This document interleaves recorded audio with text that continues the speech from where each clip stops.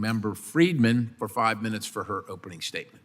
Thank you, Chairman Perry. I have to say it's refreshing to be in a committee when we have Congress working in a very bipartisan way, and I think being in agreement on a lot of the issues in front of the committee today. Over the last 45 years, the Government Accountability Office, the GAO, has compiled a large body of work on federal courthouse construction, much of it at the request of this very committee. In study after study, GAO found that the judiciary has requested and received courthouses that are larger than the size authorized by Congress and more expensive to build and operate than Congress was aware of. Wide latitude amongst judiciary and GSA decision makers in choices about location, design, construction, and finishes often resulted in expensive features in some courthouse projects for reasons that are obscure. Long-range space projections by the judiciary were not sufficiently reliable. The judiciary's 5-year plan did not always reflect its most urgently needed projects. And the judiciary did not track courtroom usage. The judiciary pays rent to GSA for the use of these courthouses, and the proportion of the judiciary's budget that goes to rent has increased as its space requirements have grown. Difficulties in paying for its increasing rent costs were so great that the judiciary requested a $483 million permanent annual exemption from rent payments to GSA, which they did not receive.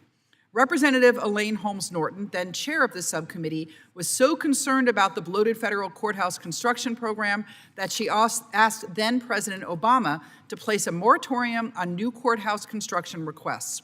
Along the way, the judiciary did seem to try to meet the concern of Congress. The Judicial Conference revised its courtroom allocation planning assumptions. New courtroom construction projects are to be designed to facilitate courtroom sharing for senior district judges, magistrate judges, and bankruptcy judges, but there is still some cause for concern. In 2022, this committee asked GAA to look at differences between the court's 2007 design guide and their updated 2021 design guide. GAO found that the changes made to the 2021 design guide will increase the size of new courthouses by 12%. As the judiciary increases the size of their spaces, the building envelope expands. More tile, more wiring, more ceiling tiles, more paint, longer hallways, increased circulation, you get the picture. The judiciary wanted 3 circulation zones: public, restricted space for judges and staff, and the secure circulation, that's the marshal's service purview to move prisoners, which of course is appropriate. But when updating the design guide to reflect the changes in circulation, the judiciary did not fully collaborate with GSA or the Federal Protective Service to determine necessity or even feasibility.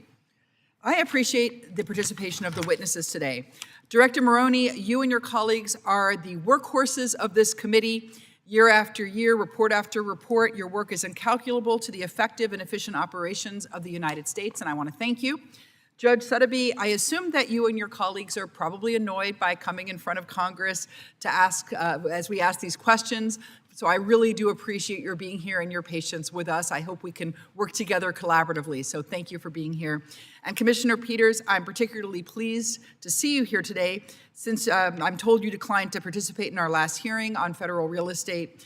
I look forward to learning more about your plans to shed 63% of your workforce and 50% of your budget, all without impeding the progress of courthouses under construction and courthouses that need repairs and maintenance. Interested to see how that can happen. So thank you, Mr.